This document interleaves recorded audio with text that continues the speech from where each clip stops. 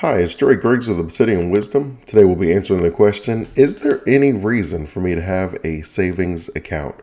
When I get this question, most of the time people are looking at the amount of money their return is, and they just can't figure out whether it even makes sense to have a savings account. And the answer is there are a few reasons it would make sense for any and everyone to have a savings account. Most entrepreneurs and families worry about money, so we created the Wisdometric framework to help you eradicate financial stress, generate a passive income, and build a prosperous retirement strategy. When it comes to a savings account, let's first start with basically what is a savings account.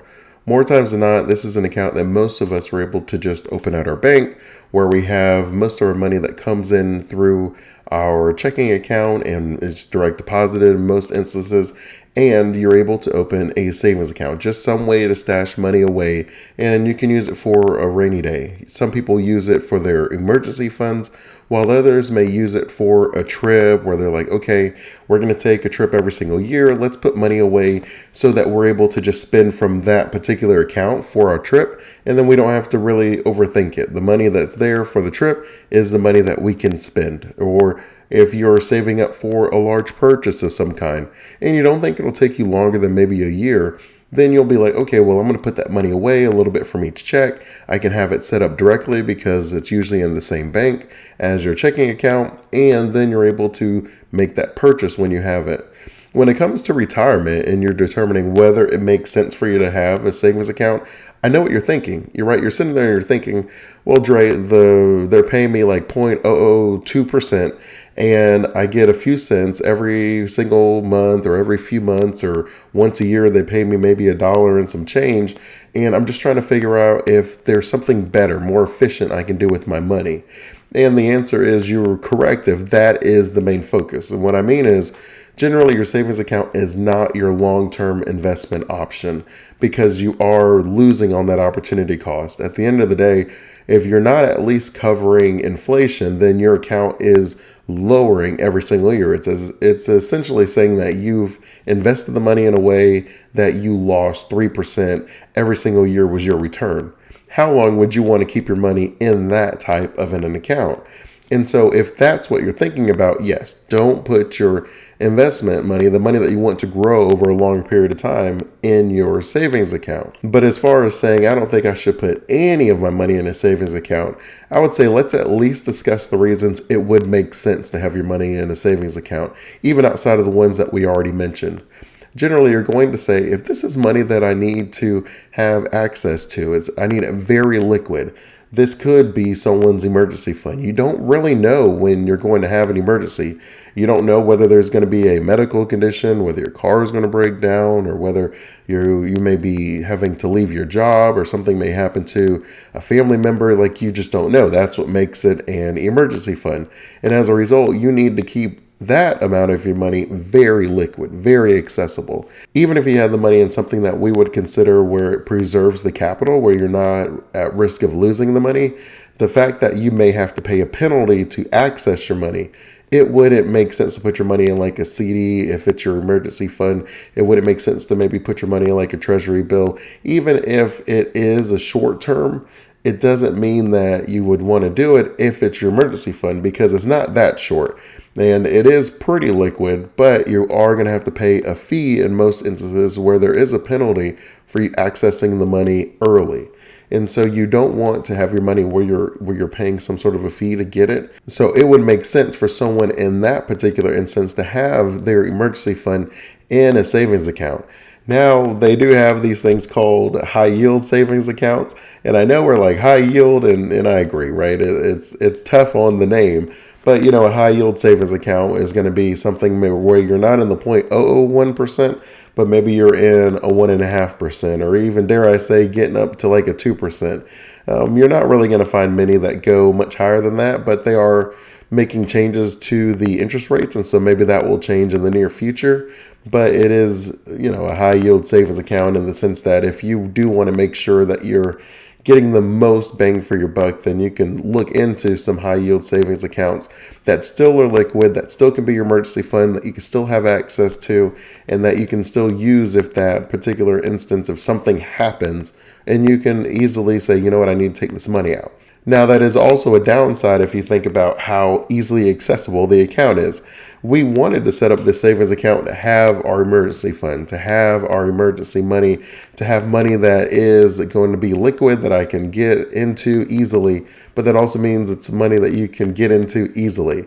And so you may determine where, okay, well, I could just take a little bit out of my savings account to help me stay afloat for this trip or that month.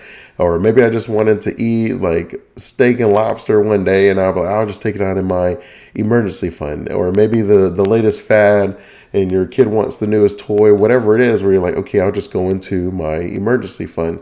And because it is that liquid, some people find it very difficult to be able to save anything that is in that emergency fund, that easily accessible liquid money option, because it is too easily accessible. So that's just something that you want to consider, where even though it is accessible, it should have a purpose, whether that is I'm saving for the annual trip that we take with our family, or if I'm saving for my emergency fund or medical expenses or my new car, whatever it is. You do want to have a purpose for the account, where it's just not like your checking account 2.0, where you really feel like you can spend out of either account. It just happens to be that some of your money is in your checking account and some of your money is in your savings account.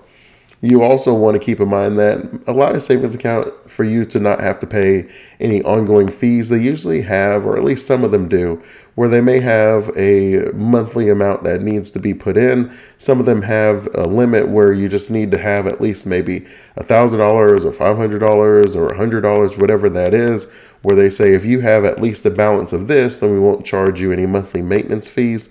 So you want to look into that when it comes to a savings account. You don't want to be paying a $10 or $20 a month maintenance fee, because again, that is the same as saying, I'm putting $100 in every month and I am losing 20% because there's a $20 maintenance fee. You really want to look at where you put your money, in the sense of, what is happening with my money? Is it growing? Am I losing? What's going on?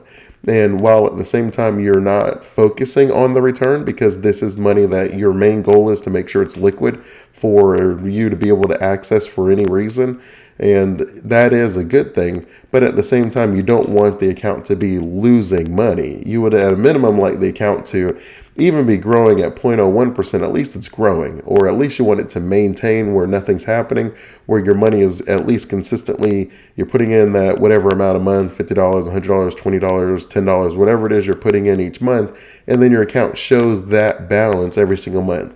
You don't want to be putting in a certain amount and then you see that there is a loss every month, right? Like, you just don't want to do that. Why you wouldn't invest in a stock that was consistently going to lose, $10 every time you put in $50 or $20 every time? That you would at least want to save the money externally. And I know that this can feel very difficult, because you're like, hey, on the one end, I don't want my money to be too accessible in my checking account, but at the same time, I don't want to put the money in the savings account until I have the minimum. So you got to be able to say, okay, well, I'm going to save a certain amount from each check, and when I hit the number, then I'll open the account, because I don't want to open the account and have that ongoing fee. And it is going to be something that's difficult. I would encourage you, if you're someone who pays with a card a lot, then put your savings, take it out in cash and put it in like a jar or a shoebox or something, right? We're really only trying to get to $100,000. So we're not like getting too crazy where it's like in your mattress and like in the movies and stuff like that. But you do want to be able to have the money separated in some way. And if you're someone who spends a lot of cash, but you don't always go to the bank or use like your debit cards or things like that, then I would say, okay, we'll have that money that you keep inside of your checking account. And then you just know that I'm not going to withdraw past a certain amount, because I'm going to be saving up for the money that I'll transfer into the savings account when I decide to open it. If you find this video useful, I ask you to hit the subscribe button. Another benefit to having a savings account is they are federally insured up to $250,000. And what that means is, if for some reason the bank was to disappear, where there was a recession and that bank completely was gone, you would still have your money from the federally insured $250,000. Now, if you had more than that, they would still only give you up to the $250,000. So that is something that you'd want to take into consideration for your savings account. It is also one of the few accounts that you will be able to withdraw the entire amount. There's usually limits or penalties or something that's going on, but when it comes to your savings account, if something happened, you would be able to withdraw 100% of your money and you'd be able to use it for whatever that emergency is. If you have any additional retirement questions, I invite you to check out my free Retirement Planning That Works video training at obsidianwisdom.com/training. In it, I give you the entire wisdometric framework that I use with my clients to help them eradicate financial stress, generate a passive income, and build a prosperous retirement strategy. Until next time, Wisdomites, remember, wisdom is asking the right questions to allow yourself to get the right answers. Keep asking those questions, and you will keep getting those answers. Continue blessings.